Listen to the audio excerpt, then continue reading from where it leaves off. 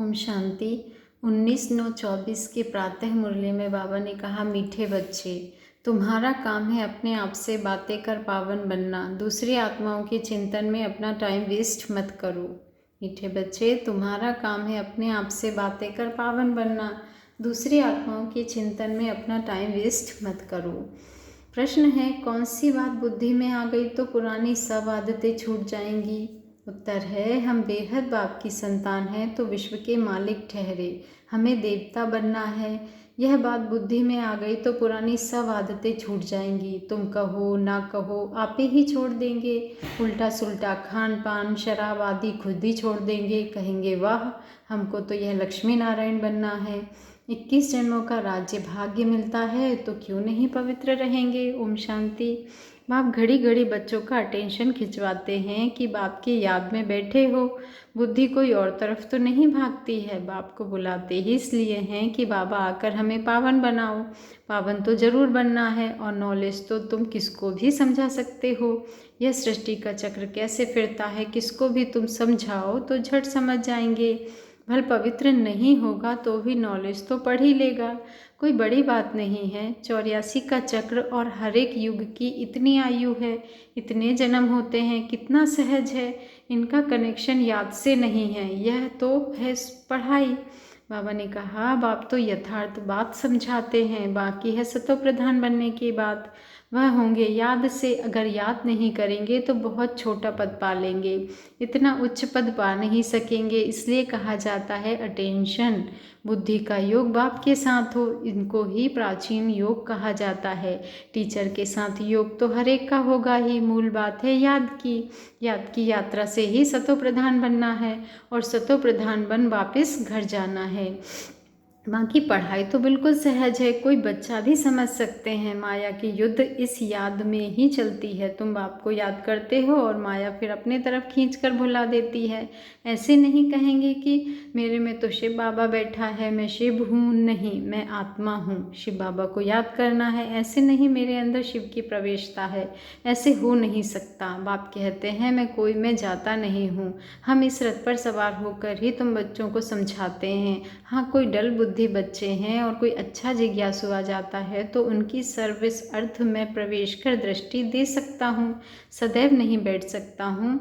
बहुरूप धारण कर किसका भी कल्याण कर सकते हैं। बाकी ऐसे कोई नहीं कह सकते कि मेरे में शिव बाबा की प्रवेशता है, मुझे शिव बाबा यह कहते हैं। नहीं, शिव बाबा तो बच्चों को ही समझाते हैं। मूल बात है ही पावन बनने की, जो फिर पावन दुनिया में जा सके। 84 का चक्र तो बहुत सहज समझाते हैं। चित्र सामने लगे हुए हैं। बाप बगैर इतना ज्ञान तो कोई दे ना सके। आत्मा को ही नॉलेज मिलती है, उनको ही ज्ञान का तीसरा नेत्र कहा जाता है। आत्मा को ही सुख दुख होता है। आत्मा को ही क्या होता है? सुख दुख होता है।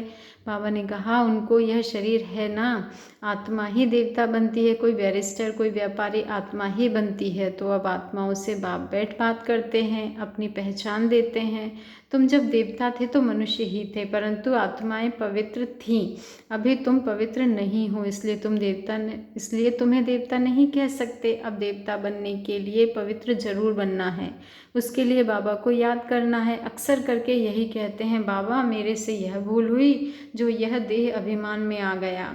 बाप बैठ बच्चों को समझाते हैं, पावन जरूर बनना है, कोई विकर्म ना करो, तुमको सर्वगुण संपन्न यहाँ बनना है। पावन बनने से मुक्ति धाम में चले जाएंगे और कोई प्रश्न पूछने की बात ही नहीं है। तुम अपने से बात करो, दूसरी आत्माओं का चिंतन नहीं करो। बाबा ने कहा, कहते हैं लड़ाई में 2 करोड़ मरे, इतनी आत्माएं कहाँ गई? अरे वह कहाँ भी गए, उसमें तुम्हारा क्या जाता है? तुम क्यों टाइम वेस्ट करते हो? और कोई भी बात पूछने की दरकार नहीं। तुम्हारा काम है पावन बनकर पावर दुनिया का मालिक बनना। बाबा ने कहा, तुम्हारा काम है पावन बनकर पावन दुनिया का मालिक बनना। और बातों में जाने से मूंझ पड़ेंगे। बाबा कहते हैं, कोई को पूरा उत्तर नहीं मिलता है तो मूंझ पड़ते हैं। बाप कहते हैं, मन मना भव देह सहित देह के सब संबंध छोड़ो, मेरे पास ही तुमको आना है। मनुष्य मरते हैं तो जब शमशान में ले जाते हैं उस समय मुँह इस तरफ और पाँव शमशान तरफ रखते हैं। फिर जब शमशान के पास पहुँचते हैं तो पाँव इस तरफ और मुँह शमशान तरफ कर देते हैं। तुम्हारा भी घर ऊपर में है ना, ऊपर में कोई पति जा नहीं सकते।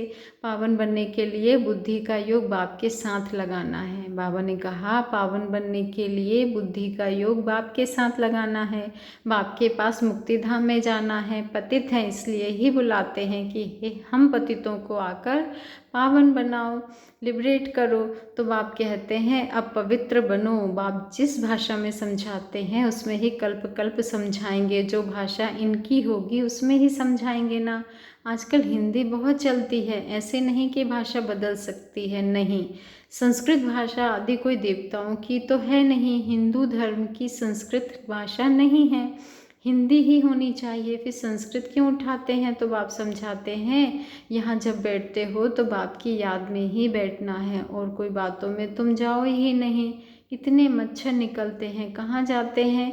बाबा कहते हैं अर्थक्वेक में तो ढेर के ढेर फट से मरते हैं, अर्थक्वेक में तो ढेर के ढेर फट से मरते हैं। आत्माएं कहाँ जाती है, इसमें तुम्हारा क्या जाता है? तुमको बाप ने श्रीमत दी है कि अपनी उन्नति के लिए पुरुषार्थ करो, औरों के चिंतन में मत जाओ। ऐसे तो अनेक बातों का चिंतन हो जाएगा, बस तुम मुझे याद करो जिसके लिए बुलाया है, उस युक्ति में चलो। तुम्हें बाप से वर्षा लेना है और बातों में नहीं जाना है। इसलिए बाबा घड़ी घड़ी कहते हैं अटेंशन। कहाँ बुद्धि तो नहीं जाती है, भगवान की श्रीमत तो माननी चाहिए ना, और कोई बात में फ़ायदा नहीं। मुख्य बात है पावन बनने की। यह पक्का याद रखो, हमारा बाबा भी है, टीचर भी है, प्रिसेप्टर भी है। बाबा ने कहा यह ज़रूर दिल में याद रखना है। बाप भी है, हमको पढ़ाते हैं, योग सिखलाते हैं, टीचर पढ़ाते हैं, तो बुद्धि का योग टीचर में और पढ़ाई में भी जाता है। यही बाप भी कहते हैं तुम बाप के तो बन ही गए हो, बच्चे तो हो ही, तब तो यहाँ बैठे हो, टीचर से पढ़ रहे हो, कहाँ भी रहते बाप के तो हो ही। फिर पढ़ाई में अटेंशन देना है, शिव बाबा को याद करेंगे तो विकर्म विनाश होंगे और तुम सतो प्रधान बन जाएंगे।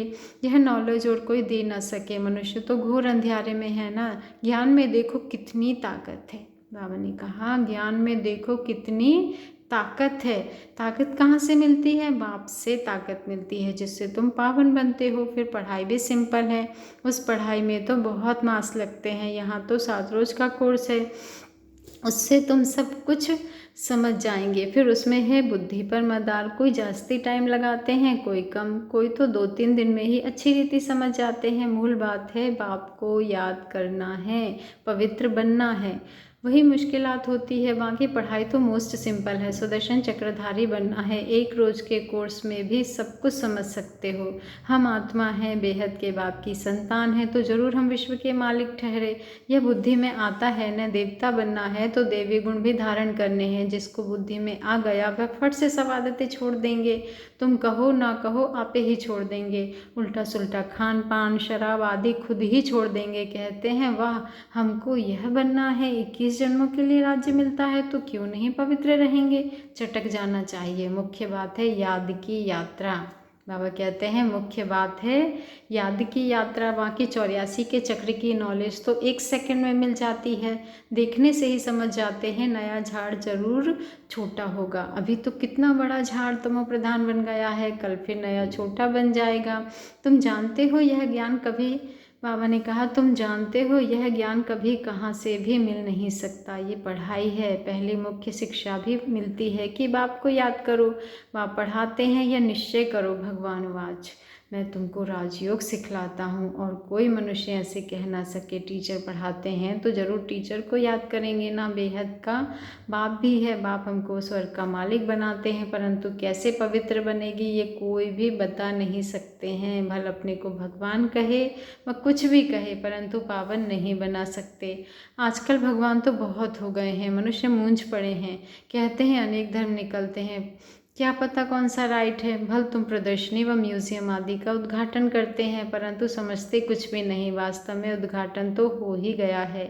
पहले फाउंडेशन पड़ता है, फिर जब मकान बनकर तैयार हो जाता है तब उद्घाटन होता है। फाउंडेशन लगाने के लिए भी बुलाया जाता है, तो यह भी बाप ने स्थापना कर दी है। बाकी नई दुनिया का उद्घाटन तो हो ही जाना है। बाबा ने कहा उसमें किसके उद्घाटन करने की दरकार नहीं रहती, उद्घाटन तो स्वतः ही हो जाता है। यहाँ पढ़कर फिर हम नई दुनिया में चले जाएंगे। तुम समझते हो हम अभी स्थापना कर रहे हैं, जिसके लिए ही मेहनत करनी होती है। विनाश होगा, फिर यह दुनिया ही बदल जाएगी, फिर तुम नई दुनिया में राज्य करने आ जाएंगे। सतयुग की स्थापना बाप ने की है, फिर तुम आएंगे तो स्वर्ग की राजधानी मिल जाएगी। बाकी ओपनिंग सेरेमनी कौन करेगा? बाप तो स्वर्ग में आते नहीं। आगे चल देखना है स्वर्ग में क्या होता है, पिछाड़ी में क्या होता है, आगे चल समझेंगे। तुम बच्चे जानते हो पवित्रता वगैरह विद ऑनर तो हम स्वर्ग में जा नहीं सकते, इतना पद भी नहीं पा सकते। इसलिए बाप कहते हैं खूब पुरुषार्थ करो। इसलिए बाबा क्या कहते हैं? खूब पुरुषार्थ करो, धंधा आदि भी भल करो बच्चे, परंतु जास्ती पैसा क्या करेंगे? खा तो सकेंगे नहीं, तुम्हारे पोत्र पोत्रे आदि भी नहीं खाएंगे, सब मिट्टी में मिल जाएगा। इसलिए थोड़ा स्टॉक रखो युक्ति से, बाकी तो सब ट्रांसफ़र कर दो। सब तो ट्रांसफ़र नहीं कर सकते हैं, गरीब जल्दी ट्रांसफ़र कर देते हैं, भक्ति मार्ग में भी ट्रांसफ़र करते हैं दूसरे जन्म के लिए, परंतु यह है, बाबा ने कहा, परंतु वह है इनडायरेक्ट, यह है डायरेक्ट। पतित मनुष्यों की पतितों से ही लेन देन है। अभी तो बाप आए हैं, तुम्हारी तो पतितों से लेन देन है नहीं। तुम तो ब्राह्मण, ब्राह्मणों को ही तुम्हें मदद करनी है। तुम हो ब्राह्मण, ब्राह्मणों को ही तुम्हें मदद करनी है। जो खुद सर्विस करते हैं उनको तो मदद की दरकार नहीं। यहाँ गरीब साहूकार आदि सब आते हैं, बाकी करोड़पति तो मुश्किल आएंगे। बाप कहते हैं मैं हूँ गरीब निवास, मैं हूँ गरीब निवास। भारत बहुत गरीब खंड है। बाप कहते हैं मैं आता भी भारत में हूँ, उसमें से भी यह आबू सबसे बड़ा तीर्थ है, जहाँ बाप आकर सारे विश्व की सद्गति करते हैं। यह है नर्क। तुम जानते हो नर्क से फिर स्वर्ग कैसे होता है। अभी तुम्हारी बुद्धि में सारी नॉलेज है। बाप युक्ति ऐसी बताते हैं पावन बनने की, जो सबका कल्याण कर देते हैं। सतयुग में कोई अकल्याण की बात, रोना पीटना आदि कुछ भी नहीं होता। अभी जो बाप की महिमा है, ज्ञान का सागर, सुख का सागर, अभी तुम्हारी भी यह महिमा है जो बाप की है। तुम भी आनंद के सागर बनते हो बच्चे, बहुतों को सुख देते हो। फिर जब तुम्हारी आत्मा संस्कार ले नई दुनिया में जाएगी तो वहाँ फिर तुम्हारी महिमा बदल जाएगी। फिर तुमको कहेंगे सर्वगुण संपन्न। अभी तुम हेल में बैठे हो, इनको कहा जाता है कांटों का जंगल। बाबा ने कहा बाप को ही बागवान खेवैया कहा जाता है। गाते भी हैं हमारी नैया पार करो, क्योंकि दुखी हैं तो आत्मा पुकारती है। महिमा भल गाते हैं परंतु समझते कुछ भी नहीं। जो आया सो कह देते हैं, ऊंचे ते ऊंचे भगवान की निंदा करते रहते हैं। तुम कहेंगे हम तो आस्तिक हैं, सर्व का सद्गति दाता तो बाप है, उनको हम जान गए हैं। बाप ने खुद परिचय दिया है। तुम भक्ति नहीं करते हो तो कितना तंग करते हैं। वह है मेजॉरिटी, तुम्हारी है माइनॉरिटी। जब तुम्हारी मेजॉरिटी हो जाएगी तब उन्हों को भी कशिश होगी, बुद्धि का ताला खुल जाएगा। अच्छा मीठे मीठे सिकिलधे बच्चों प्रति माता पिता बाप दादा का याद प्यार और गुड मॉर्निंग। रूहानी बाप की रूहानी बच्चों को नमस्ते, और हम रूहानी बच्चों की रूहानी माता पिता बाप दादा को याद प्यार गुड मॉर्निंग और नमस्ते नमस्ते नमस्ते। शुक्रिया बाबा, शुक्रिया। धारणा के लिए मुख्य सार है, पहला पॉइंट है अपनी उन्नति का ही चिंतन करना है, दूसरी किसी भी बात में नहीं जाना है। पढ़ाई और याद पर पूरा अटेंशन देना है, बुद्धि भटकानी नहीं है। सेकंड पॉइंट है अब आप डायरेक्ट आए हैं इसलिए अपना सब कुछ युक्ति से ट्रांसफ़र कर देना है। पतित आत्माओं से लेन देन नहीं करना है। विद ऑनर स्वर्ग में चलने के लिए पवित्र जरूर बनना है। वरदान है मन और बुद्धि को व्यर्थ से मुक्त रख, ब्राह्मण संस्कार बनाने वाले रूलर भव। मन और बुद्धि को व्यर्थ से मुक्त रख, ब्राह्मण संस्कार बनाने वाले रूलर भव। आज का स्वमान है मैं रूलर आत्मा हूँ। मैं मन और बुद्धि को व्यर्थ से मुक्त रख, ब्राह्मण संस्कार बनाने वाली रूलर आत्मा हूँ। कोई भी छोटी सी व्यर्थ बात, व्यर्थ वातावरण व व्यर्थ दृश्य का प्रभाव पहले मन पर पड़ता है, फिर बुद्धि उसको सहयोग देती है। मन और बुद्धि अगर उसी प्रकार चलती रहती है तो संस्कार बन जाता है, फिर भिन्न भिन्न संस्कार दिखाई देते हैं जो ब्राह्मण संस्कार नहीं हैं।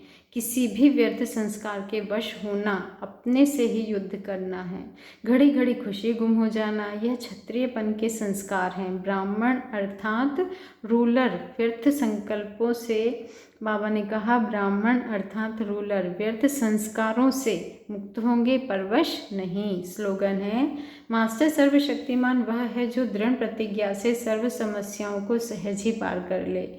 मास्टर सर्वशक्तिमान वह है जो दृढ़ प्रतिज्ञा से सर्व समस्याओं को सहज ही पार कर ले। अच्छा, ओम शांति। शुक्रिया बाबा, शुक्रिया।